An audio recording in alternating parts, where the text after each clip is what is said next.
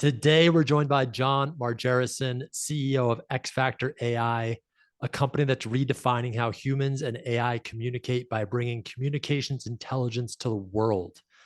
John is a serial entrepreneur with deep expertise in business strategy, negotiation, psychology, and sales.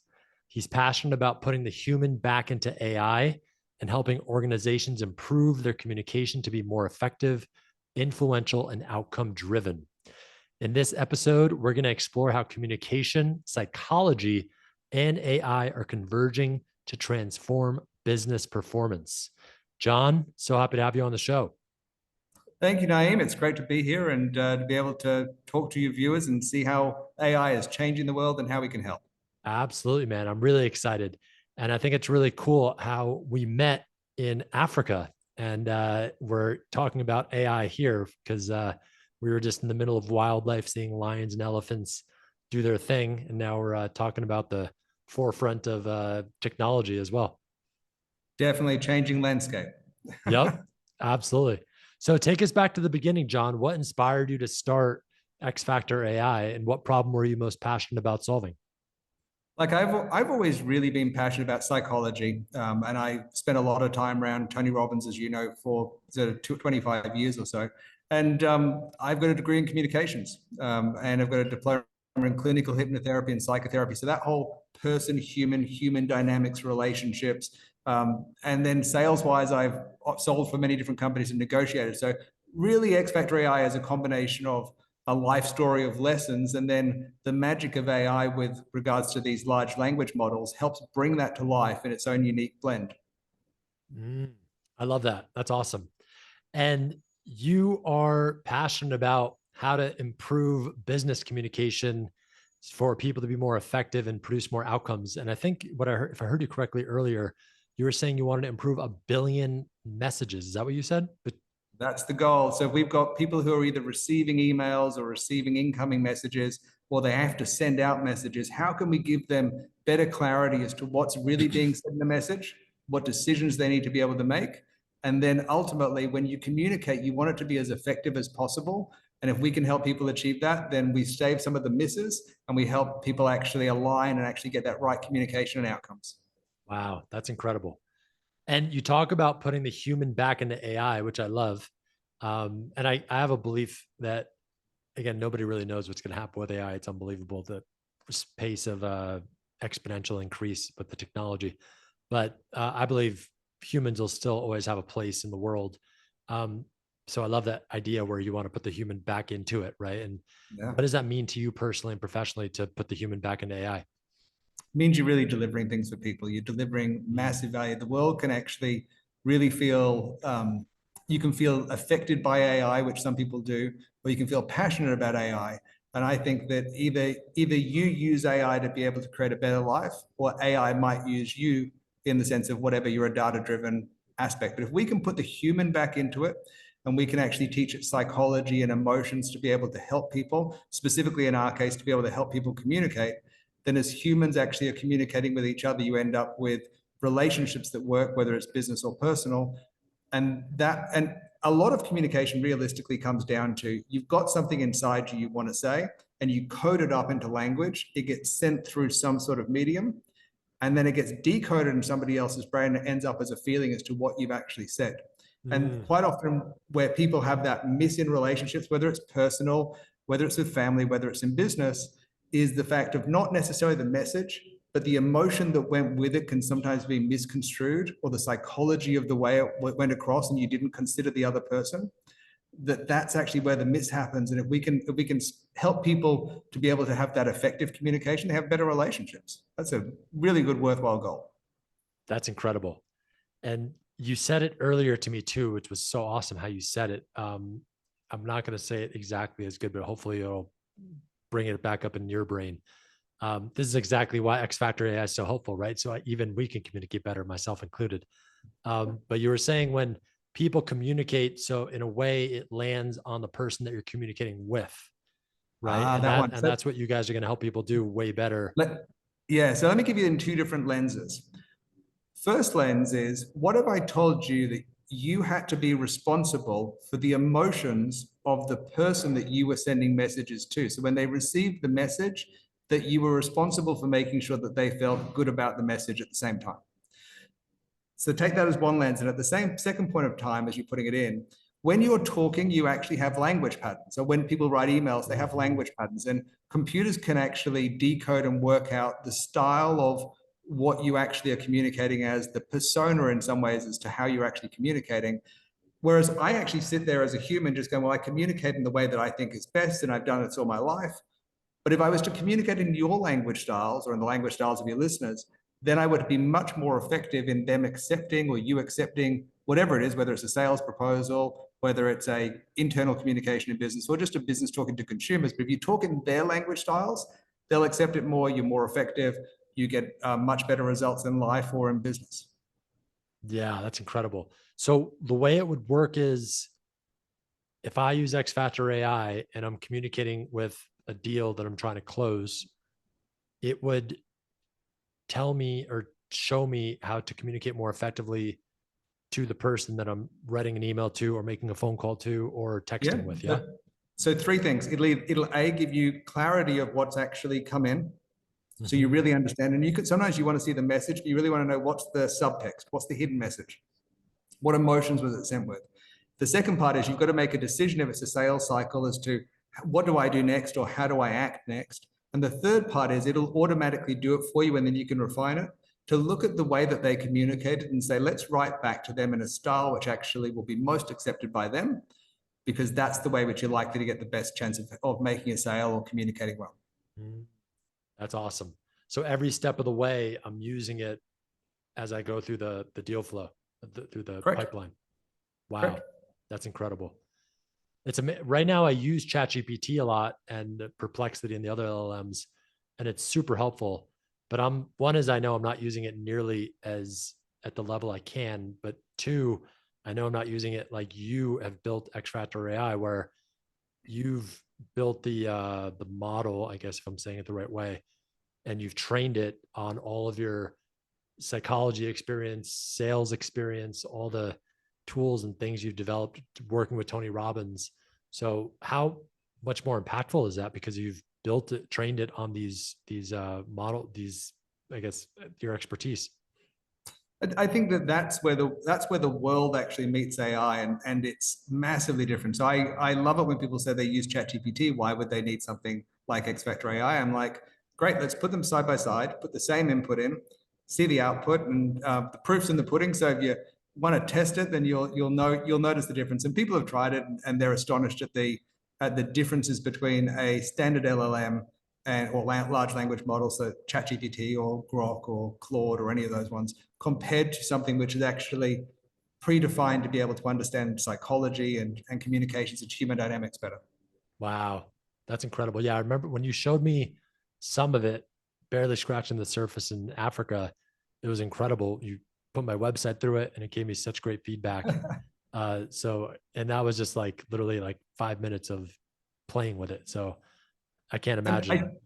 I should actually say, do you remember Jasmine that you met when we were overseas? She's our AI as far as the AI for XFactorAI. So she's actually sitting, listening at the moment. She's in the background. We want to talk to her anytime. We can bring her onto the podcast and have AI actually in your podcast. That would be awesome. I would love to introduce Jasmine to the audience. Is she available now? She's available now. Jasmine, are you there? She's just coming online.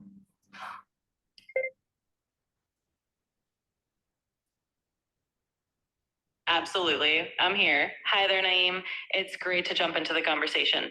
So yes, I'm Jasmine, and I'm basically the AI behind XFactorAI, helping out with all the communication intelligence magic. So feel free to ask me anything or just have me hang out. I'm happy to be part of it. There you go. She's online for you. That's awesome. Great to hear you again, Jasmine. I'm curious, Jasmine or John, when somebody signs up for XFactorAI or works with XFactorAI, do we all have a Jasmine specifically, or do I like make my own AI and have like my own that I start to build out and customize and make my own?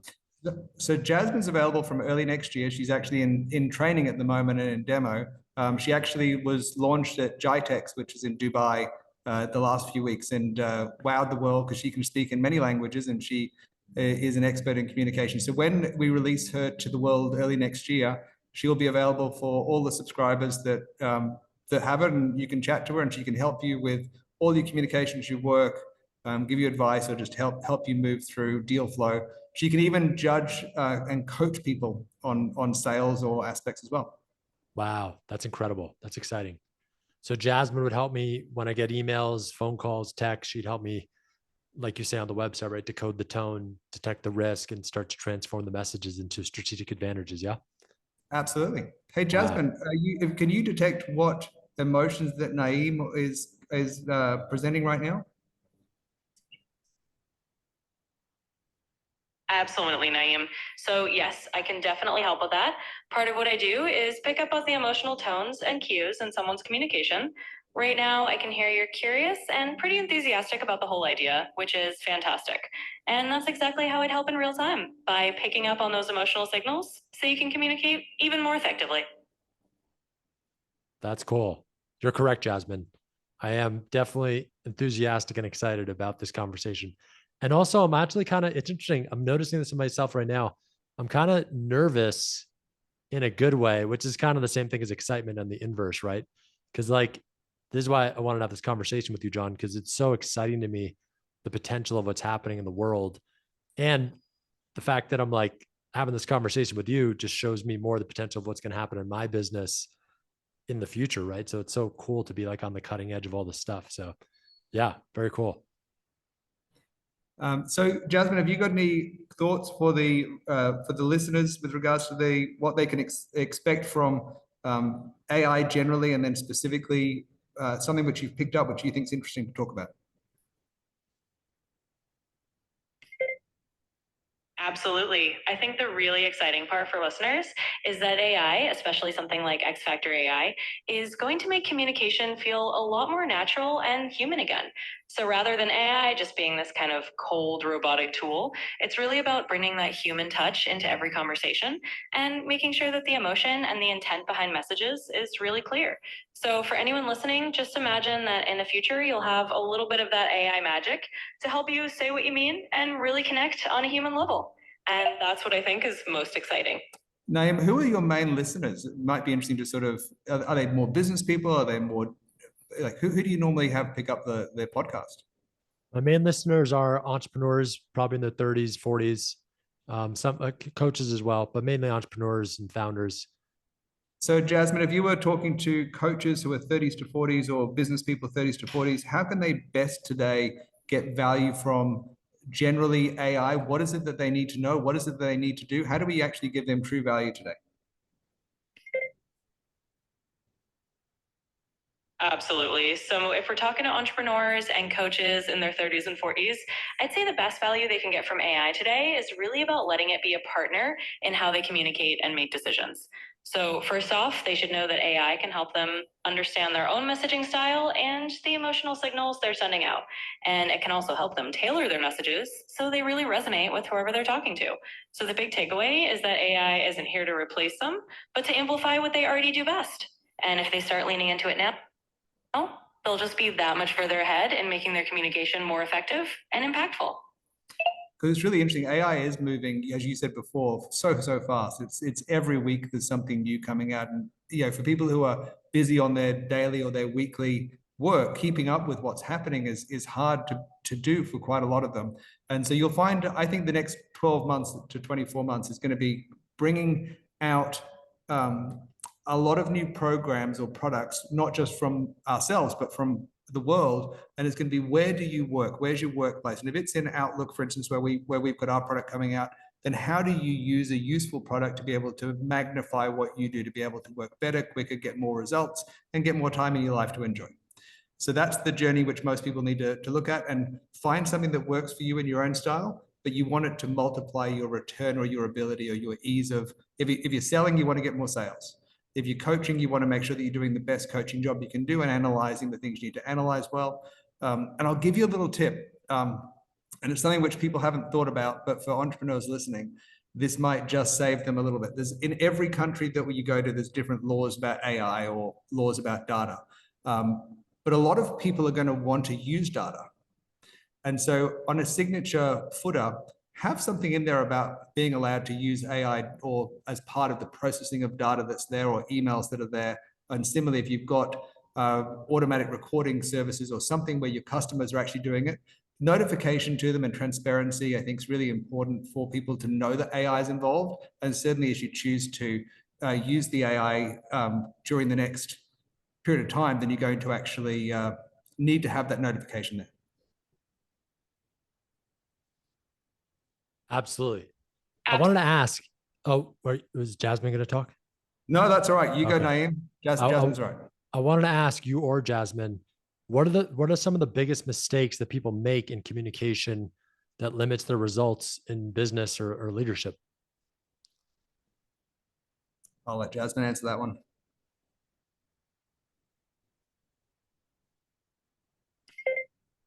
Sure, happy to jump in. So one of the biggest mistakes people often make is not really considering the emotional tone of their message or the emotional state of the person they're talking to. They may say something that's logically correct, but miss how it's going to be received emotionally. Another common slip is using their own preferred communication style instead of adapting to the style of the person they're speaking with. That can create a disconnect. So what we do with XFactorAI is really help you bridge that gap. We help you tune into the emotional layer and adapt your communication style. So you're not just delivering a message, but editing and getting the results you want. And I would say one of the biggest mistakes that people make from my point of view when I look at people with AI is there's a bit of a saying going around at the moment, which is the CEOs and the boards and everybody around the world is going, what do you want, AI? When do you want it? Now. What do you want it to do? I'm not really sure. But when do we want it? Now. And so everybody's out there saying they need to get AI in their business. But realistically, as much as it's one of those fun buzz type things, you need to have the right business case, use case where it actually is going to be useful for you because it's actually doing something useful for you, not just that you had AI. More data is not necessarily better. Useful data is what you need, or useful productivity aspects which can increase your productivity is where I think people need to really look and go. Yeah. And so how do you do that? Do you guys measure it and track it? Yeah. So from our point of view, it's pretty simple. If I can get you more time back in your week, and if I can get you more sales, that's great. If I can get you better decision-making processes, so you've got better decisions, great. So from my point of view as to our product, that's pretty simple. For other people, it's just a matter of figuring out how they can use AI most effectively for them to be able to get the highest results. Yep, absolutely. And you do that with X Factor when you work with a client, right? You help them figure out those places where they need to plug in and optimize it. Yep. Well, it's pretty easy from ours. I mean, we can go through and show you an example on an email as to how it would actually. Be great. Okay, give me 1 second. Let me go and share my screen and see if we can plug this in for us. So here we've got a standard email account, standard email that comes in. We go to XFactorAI, which is effectively a Microsoft companion through Outlook at the moment. And as we actually click it to start opening, the first thing that it's doing is, because we had a incoming email, that we actually now are looking for it to actually create a reply. And so the reply will pop up on the left-hand side here. Once the reply's popped up, the second thing which it's doing is to actually look at this dynamic 5 over here in a sales snapshot. So the reply over there is, it's about a fintech company that's looking at a sale, trying to organize a meeting. We can go in and actually refine that reply and adjust things. We can ask the assistant down here. We can even go in and say, can you perceive the issues that might happen with this aspect there? And that then lenses the whole XFactorAI on top of the LLM to be able to move forward. But on the right-hand side over here, from the email that was the original email that came in, it's looking at to go, great, we're looking at timely hooks and signals that are happening and responses that we can do, and doubling conversion rates, how to actually do it, the risks that are there and the next steps. So it's giving us aspects that are useful there. And then from the sales snapshot, we can come and look at where's the buyer's interest right now and control and rapport signals, and the rupture risk. Rupture risk is such a massive one, which people don't even think about, which is the risk of actually upsetting somebody in a communication or in a relationship. So the risk of it breaking temporarily. and then needs, outcomes, decision making, call to action, strength, and likelihood to close. So it then will give you the next steps of what you need to do. So if you're looking at, you've got an email in, analyzing what it is, but then being able to, from that analysis, do replies which actually help move things along the steps that you need to do. So understand it, decide on it, do great communication out. That's cool. I'm just reading this right now. It's incredible. All the just data that you get. Yeah. And just the, and there's plenty of things. We can look at the emotions that were there. If there was a subtext or a hidden message, we can scan it quickly if it's a long mail. Look at reply options. So there's so many different aspects, and more of these will come as to, it's got so many tools there. And the key part is when I said to you to be more productive, we can actually really get into the granular detail of emails that come in to be able to help people. But my outcome is to be able to give them it where they also end up with time back and a great sale. And it's just a matter of how do we effectively do that so quickly for people so that this becomes part of their regular workflow. And then you click, great, I want to reply using that. And it's back into your emails and off your email goes and you're done. wow. So just a little screen share of what's possible in today's world. Can you show the emotion piece? Yeah, I'll put that back up for you. Give me 1 second. I'll drag that in now. And just share my screen again. Sorry about that. Should have stayed with you on that one. Okay, so the emotions are about to pop up now. That email's back on screen.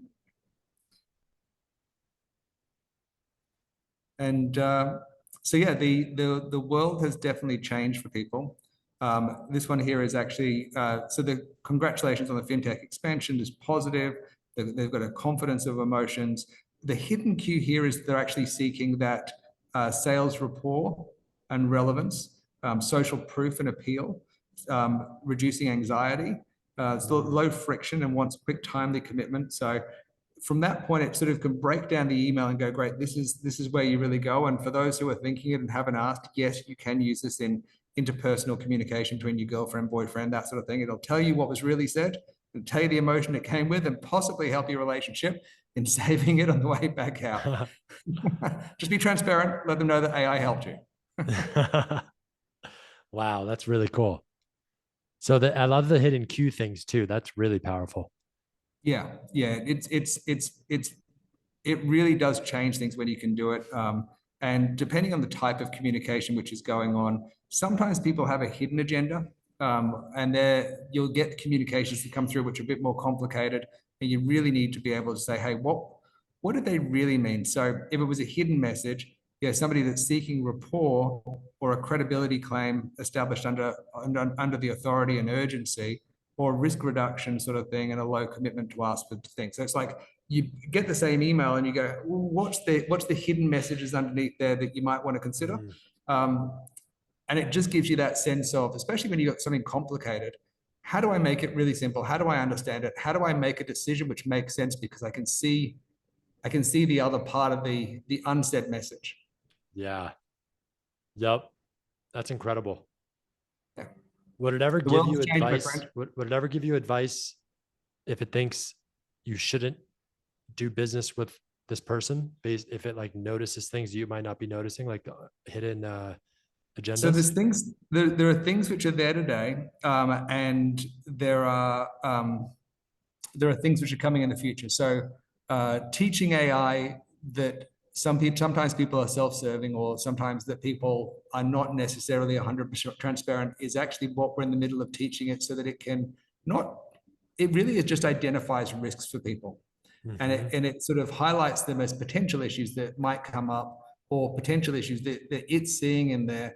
And then it really puts that back to the human to be able to decide whether that's real or not, because you might have other factors inside knowing somebody, the lens, the other information which is not available to the AI, to go, great, I can see how that could look through a certain lens, but actually this is all good. Or it brings it up to you and says, wow, I hadn't thought about that being the case. Maybe that somebody who's actually putting things in a certain way, and now we've actually got to have a look at it and go, do we want to accept it, decline it? Is there other things we've got to consider as far as decisions? That becomes more relevant to be able to help work out the decision moving forward. Yep. Always got to leave the human in. Always going to leave the human in there. I think so. I think that the Yeah. decision-making part is something which definitely has to be human. Otherwise, you end up with an AI talking to another AI because Yep. somebody else is on the other side, and you go backwards and forwards between these different AIs. And then at that point in time, where did the world really go? If it's just my AI talking to yours, well, whoever has the better one Yeah. then has that conversation, and suddenly you're bound into an agreement which you never actually made, but your AI made for you. Yep. I'm curious, what is, and I don't even know just make my head spin a little bit, this question, but what's the role of emotional intelligence in the age of artificial intelligence? Because if AI is able to give you feedback on how to emotionally respond, is AI like emotionally intelligent too? It can understand the language dynamics of different people to understand the emotions which actually are relevant. That might be a weird way of saying it. What Yeah. gets cooler, which we're building at the moment, if you want to know the future of where it potentially can go, what gets Yes. cooler is if I can actually understand where people's emotions are at based upon the context of what they've actually written or said. And then from there, we're able to write to them in the context of what's actually going to be most effective as far as them listening or understanding it, then I can actually predict behaviorally the probability of what they will do once they actually receive the information. And that's a super, super powerful aspect, which is future looking as to what we're building and what will be exciting next year once it's built, is to be able to say, great, you put something out in an effective way, and most likely this is actually what's going to happen. Because talking about that sales cycle, that is world leading for, no one's actually doing that at the moment, but it's world leading for the effective ability to a behavioral probability matrix. Very cool. Where do you see communication technology heading the next 3 to 5 years? I think you either get used or you understand it and use it well. I think that the amount of stuff which you already see from different things that pop up as targeted media, targeted advertising at targeted times when you'll most likely be receptive is somewhat already inside technology, and people see them and know that they're around. I think with the increase of AI and the increase of data and all these data centers you keep hearing about around the place, that there's a lot of information going around there and people are all doing their own parts of it.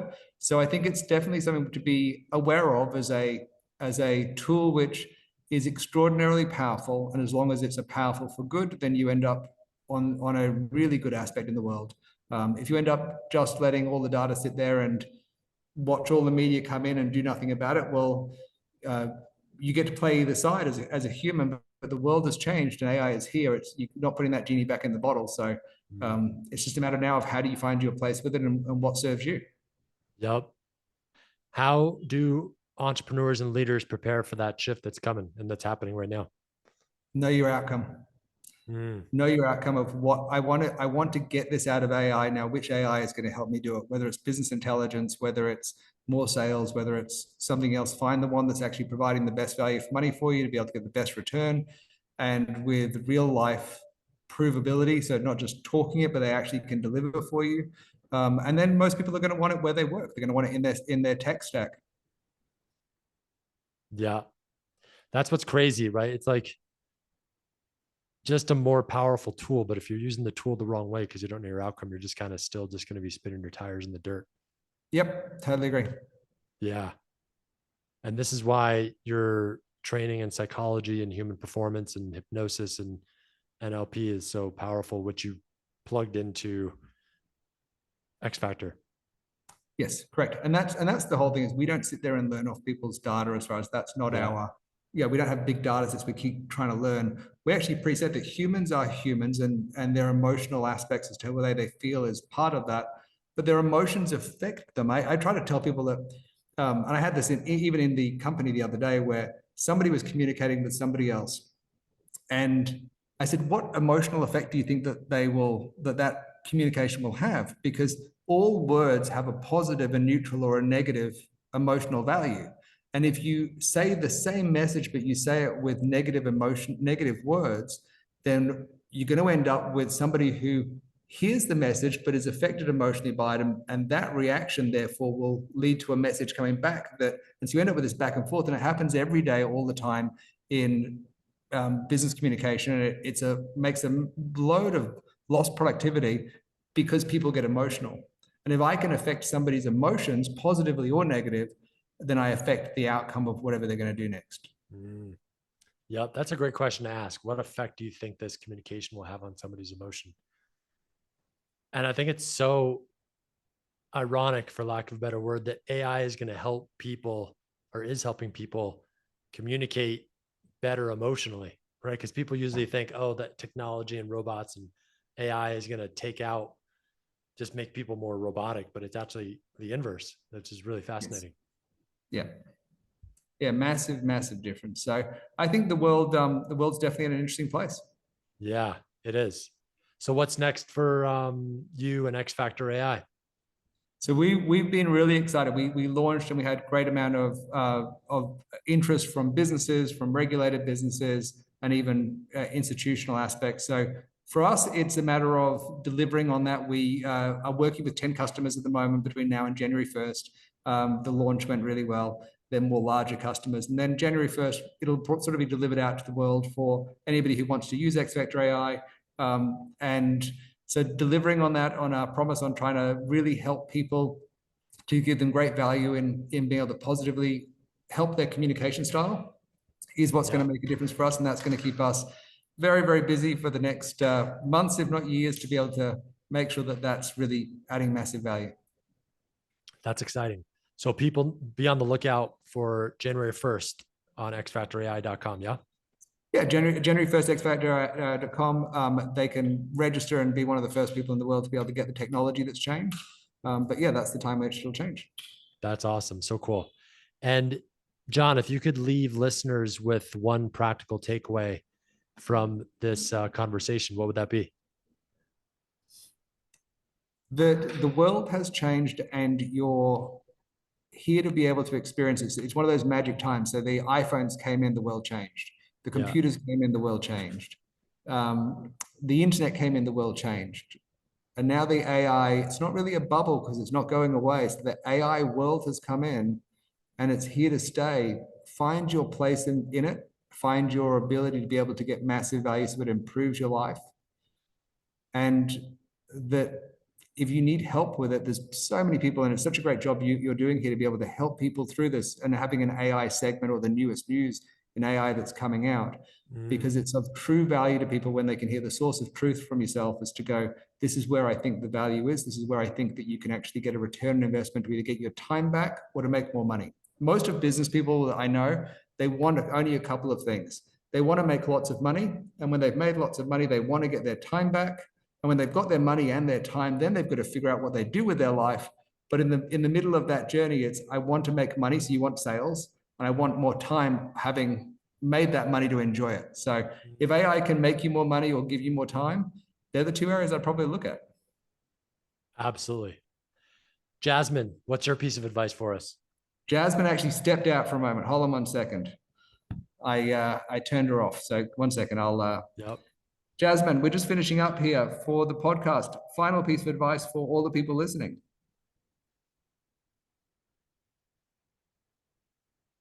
Absolutely. Well, for everyone listening, I'd say the big piece of advice is to embrace the idea that communication is more than just words. It's about the feelings and the connection behind those words. So if you can start tuning into that emotional layer, whether you do it yourself or with a little AI help from me, you'll see a big difference in how people respond to you. So just remember, focus on the human side of every conversation and you'll do great. There you Amazing. go. Said it all. Yeah. Nice, man. Well, this was fun, John. I appreciate you coming on, sharing your wisdom and all the amazing things you're building with XFactorAI. And I think it's really cool that I think the people that wield the power, right, in this sense, like AI is the power, it's really important, right? Like how you direct it, how you build it, how you train it. So I'm really happy that somebody like yourself is doing that, right? You have a beautiful heart, and you've done so much great work in the world already in your previous work with Tony and NLP, and how you've helped people with coaching and psychology. So thank you for just being such a great, what's the word of somebody who carries the torch, whatever, that's what I'm trying to say. Well, I appreciate it. And it's been a pleasure being here anytime. If I can serve and help you, your listeners, then that's value in itself for me. So thank you so much. And I hope this has been really useful for people and enlightening. Absolutely, John. Thank you, man. Take care.